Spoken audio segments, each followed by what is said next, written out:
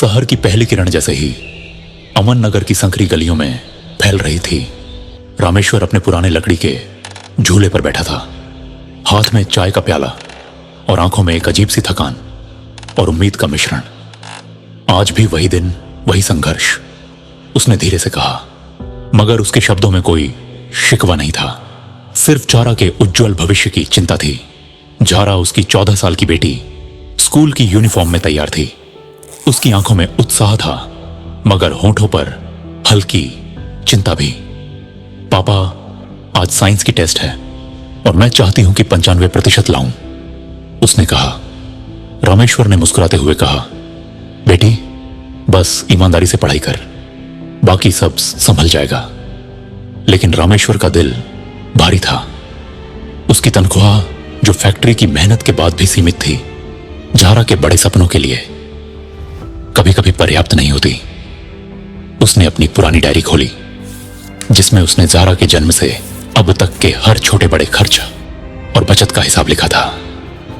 हर पन्ने पर उसके संघर्ष और प्यार की कहानी छुपी थी। सुबह की ठंडी हवा में जारा के छोटे छोटे कदम और रामेश्वर की गहरी सांसें एक अजीब सा संगम बन रही थी।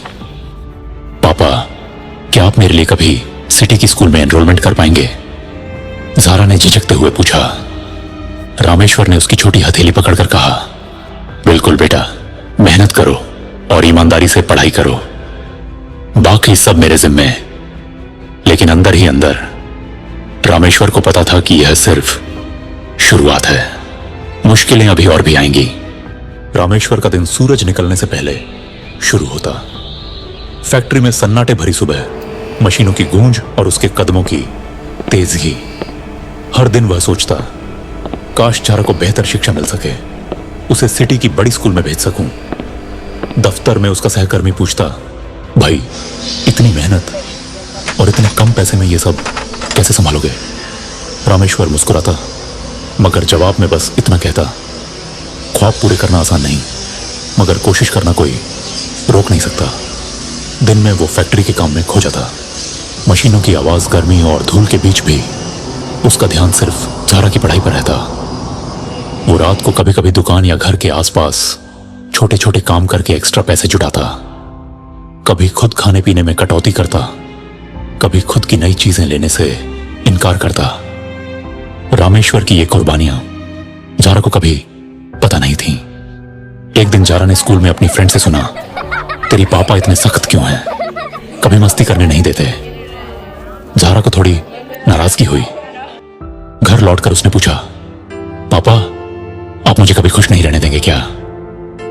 रामेश्वर ने मुस्कुराकर उसे गले लगाया और कहा, खुशी तो तेरी मेहनत में है बेटा, मैं बस रास्ता साफ कर रहा हूं।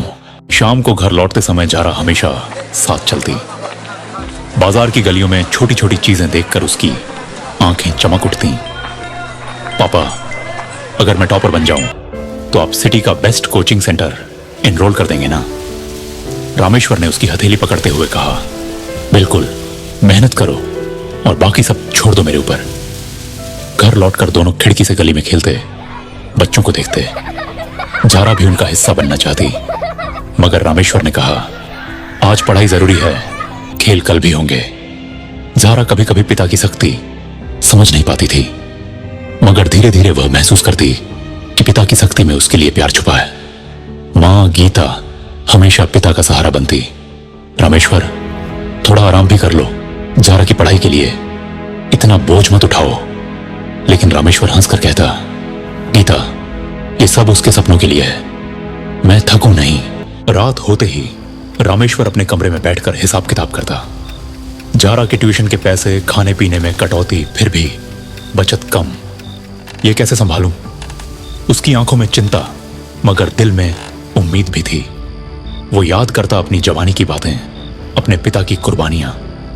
अब वही जारा के लिए कर रहा था। कभी कभी वह अपने बचपन और जारा के बचपन को तुलना करता। जैसे मेरे पिता ने मेरे लिए किया, अब मैं अपनी बेटी के लिए करूंगा। रात की खामोशी में वह चुपचाप सोचता, जारा, तू अपने सपनों की ओर बढ़, मैं तेरी राह साफ करूंगा। तेरी आंखों में वही भविष्य देखता हूं जो मैंने कभी सोचा था। लेकिन अधूरे सपनों की चुभन उसे हमेशा याद दिलाती कि कठिनाइयां अभी भी आने वाली हैं। सुबह फिर वही सूरज, वही रोशनी और वही उम्मीद। जारा स्कूल जाने के लिए तैयार थी। रामेश्वर ने उसके बैग में एक्स्ट्रा स्टेशनरी और नोट्स रखे। आज का दिन नए अवसरों से भरा है, मेहनत से डर मत, उसने कहा। जारा मुस्कुराई, मगर उसके मन में सवाल भी था। पापा, आप इतना क्यों मेहनत करते हैं? क्या मैं कभी समझ पाऊंगी? रामेश्वर ने सिर्फ इतना कहा, समझना या ना समझना, पर पापा हमेशा तेरे साथ हैं। जारा स्कूल के लिए निकल गई। रामेश्वर खिड़की से उसे देखते रहे, आंखों में गर्व, दिल में हल्की बेचैनी। पहला दिन, पहला संघर्ष, पर यह शुरुआत है, रामेश्वर ने अपने आप से कहा।